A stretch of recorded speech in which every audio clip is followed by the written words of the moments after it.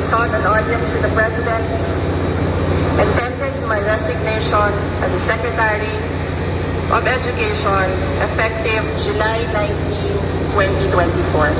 I have given my 30-day notice to ensure the proper and orderly transition for the benefit of the next Secretary.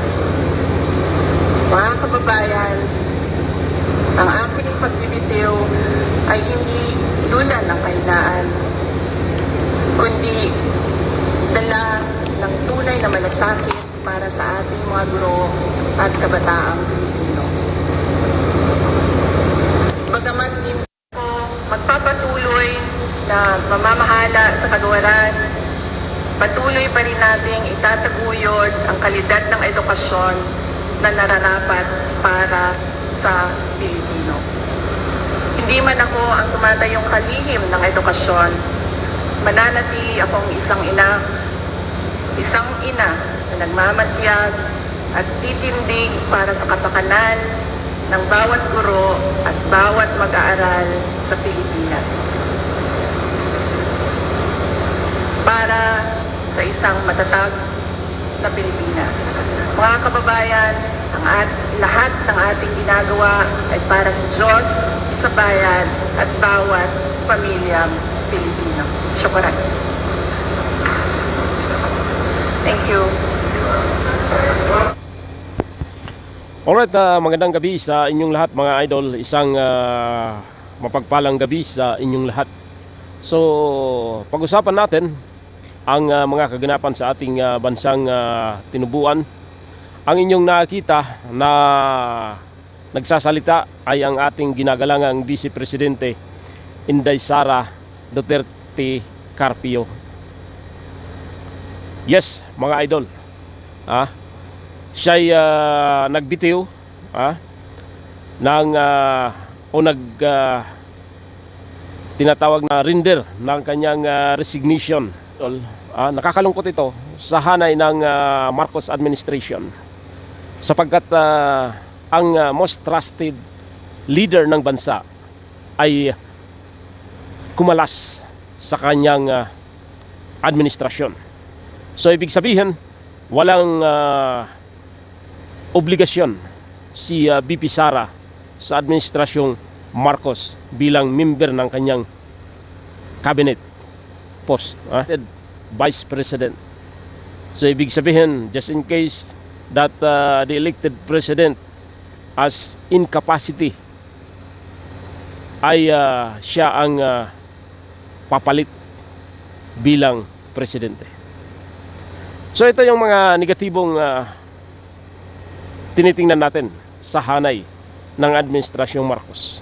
Unang-una mga idol, when the trusted leader ng isang bansa, particular na ito si Vice President Inday Sara Roa Duterte Carpio, ay kumalas sa administrasyon, ibig sabihin nagkaroon ng lamat yung kanilang samahan. Just because, mga idol, nagsimula lang yan doon sa alis ng kanyang confidential fund. So even it is heard in my part that I am elected leader, second to the president, ay tatanggalan ng budget na kung saan ang aking hinahawakang posisyon ay nangangailangan ng budget and kailangan ng pera dahil siya din ang tumatayo, nakalihim ng pardon if I'm mistake, LTF, LCAC na tinatawag mga idol. And ang confidential fund na hinihingi during the time ni VP Sara ay nais niyang gamitin sa intelligence gathering, upang mabawasan mga idol, eradication of the student recruited by the leftist group. Kaya't mainit ang dugo ni Castro, Raul Manuel at itong tatlong bugok sa Kongreso, mga idol.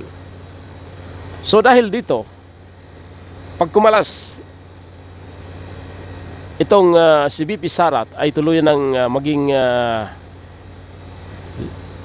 out of the administration, ibig sabihin mas maganda yung magiging function ni VP Sara dahil wala siyang kikilingan. Unlike before na she is Secretary of Education, hindi siya pwedeng magsalita against sa government, particular na kung pag-uusapan ang issue sa West Philippine Sea. So ito yung mga negatibong aspekto, mga idol, na magaganap sa ating bansang tinubuan. Unang-una, yung mga investors ay magkakaroon ng tinatawag na shaking dahil ibig sabihin walang unity sa bansang Pilipinas, just because alam ng mga investor during the time na itong si VP Sara ay kaalyado ng gobyerno, but now she is out of the administration cabinet post. So isa ito sa mga tinitingnan natin, yung pagbawi ng suporta ng ilang investors sa programa ng DepEd at programa ng Marcos administration. And alam natin, mga idol, na itong si VP Sara ay talagang mahal ng taong bayan sapagkat masyado siyang makamasa. Makita naman natin pag nakasuot ang isang Vice President, ng kanyang kasuotan ay talagang pangmasang masa yung kanyang mga kilos, the way she approach to other people.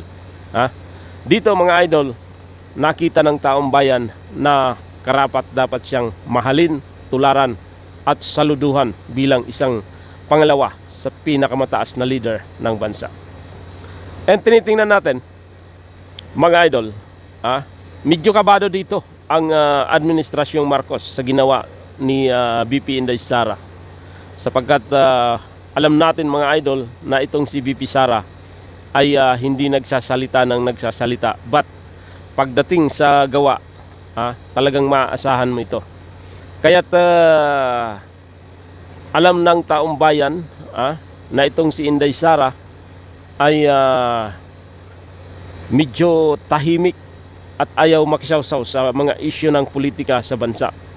So marami ang mga pagbabago na aabangan natin sa pagbibitiw ni Inday Sara Duterte sa administrasyong Marcos.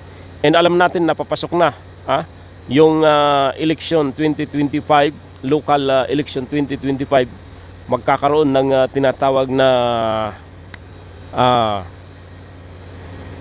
party affiliation.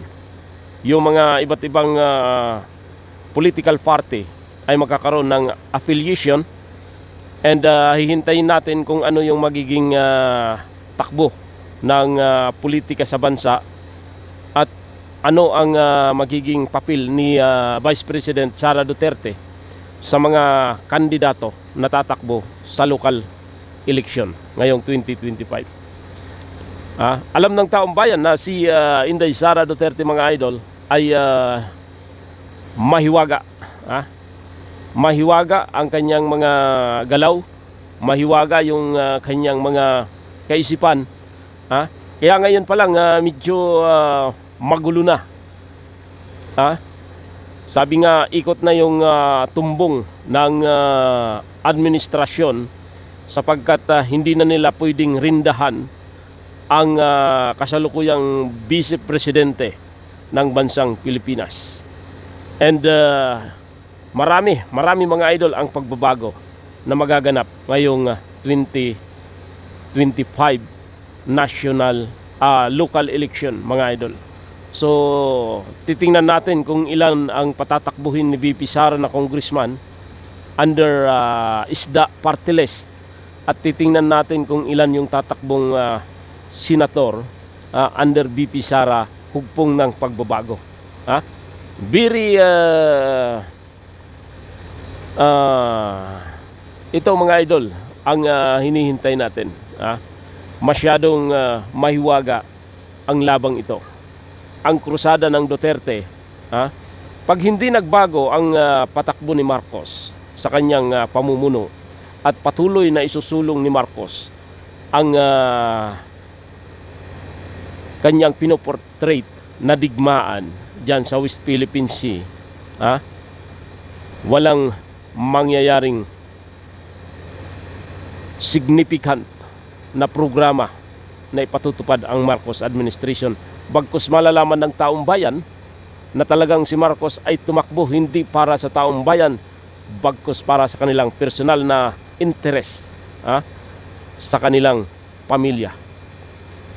And ito mga idol, signifikante para kay BP Sara ang kanyang pagbibitiw sa gabinete ni Marcos.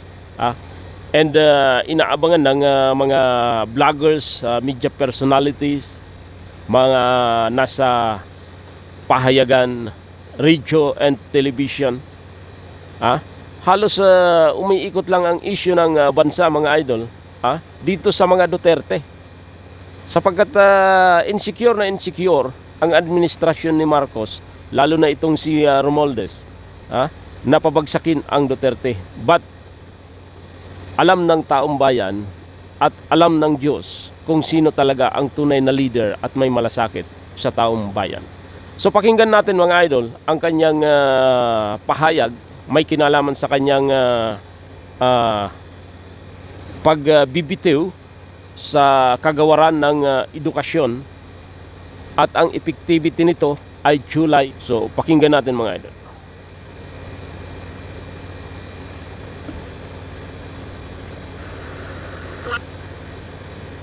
Words can never capture how grateful the nation is for your sacrifices, for your passion, and for your unrelenting commitment to reading the youth.